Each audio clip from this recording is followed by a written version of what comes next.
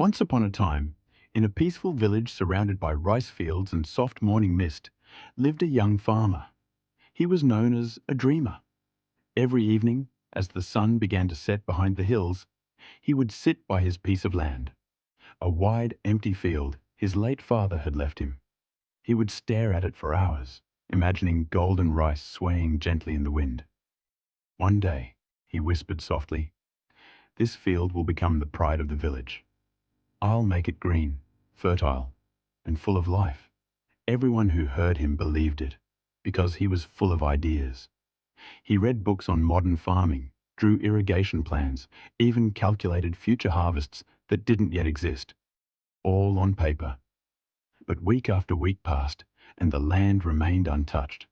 No hoe ever touched the soil, no seeds were ever sown. Each morning, he told himself, "Not today. I'll start tomorrow. I just need the right time, the right energy, and the perfect weather." But the tomorrow he was waiting for never came. Days turned into months, and months into seasons. And what grew on his land wasn't rice. It was wild grass, covering his dreams. Still, he stood by the edge of the field, dreaming, though now with a hint of regret in his eyes. Before he could plant a single seed, the weeds had already taken over. One evening, from a distance, he saw an old farmer who lived nearby, working on his small patch of land behind his house. It wasn't much, just a few rows, but he noticed something. Every day, the old man was there, planting, watering, caring for his crops with quiet patience. He muttered, "Why does he keep working? His field is so small, and the yield is barely enough." What he didn't realize was that it was those small, consistent acts that truly made things grow. That evening, gentle rain began to fall on the village. He sat by his window, watching the rain soak his overgrown field. He felt a deep disappointment, not toward the world, but toward himself. He whispered, "I know what I should do, but why does the first step always feel so hard?" Then he saw an old farmer walking slowly through the muddy path, carrying a small bag of seeds. Despite the rain, the old man bent down and planted them one by one, patiently, calmly. He shouted from afar, "Why are you planting in the rain? Won't the seeds get washed away?" He smiled and replied, "Son, if I wait for a perfect day, I might never plant at all. If I wait for tomorrow, who knows if the weather will be better? I only plant a little each day, just 10 minutes, but 10 minutes every day. That's how my field grows." Those words struck his heart deeper than any book he had ever read. 10 minutes, not an entire day, just 10 minutes of courage to start. That night, under the dim light of an oil lamp, he sat quietly, staring at his father's old hoe hanging on the wall, dusty and forgotten. His hands trembled, but this time he stood up, took the hoe, and said softly, "I don't know how much I'll harvest, but tomorrow I'll plant just one row." The next morning, as the dew still clung to the leaves, he began to dig. He worked slowly, carefully, planting a handful of seeds before stopping. For the first time in his life, he didn't postpone. He smiled, not because of success, but because he had finally begun.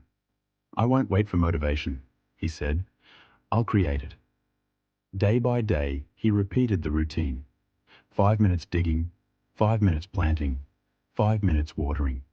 Small habits became part of him. Seasons changed, the rain stopped, the sun returned, and tiny green sprouts began to rise from the soil that was once full of weeds. Every morning, he would stand at the edge of his field, smiling at the sight of life growing from his own hands. The work no longer felt heavy. Planting was no longer a chore. It became peace. Whenever laziness crept in, he would remind himself, just 10 minutes. And those 10 minutes often turned into 20, 30, or even half a day without him noticing. One morning, a gentle breeze blew from the river. He stood in the middle of his field, now filled with golden rice swaying softly in the wind, whispering that time and perseverance never betray those who begin. He looked at his hands, covered in dirt, smiled, and whispered, "I used to wait for motivation to come, but now I know.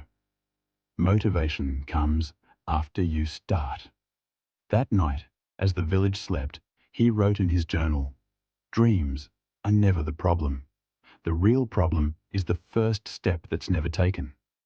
We delay because we want perfection, yet perfection never comes without beginning. To reach it, you must start, even with something small. 10 minutes today is worth more than 1,000 plans for tomorrow. From that day on, he never waited for the right time again. He learned that great changes are born from small habits, done consistently. That laziness is not a trait, it's a habit, and habits can be changed. My friends, we all have our own field in life, our goals, our dreams, our purpose. But no field will ever grow with plans alone. Start small. Take that first step, even if it's just 10 minutes today, because small consistency will always be worth more than perfect plans that never begin. Don't wait for motivation to come before you start. Start, and motivation will come to you. Perfection always begins with something small.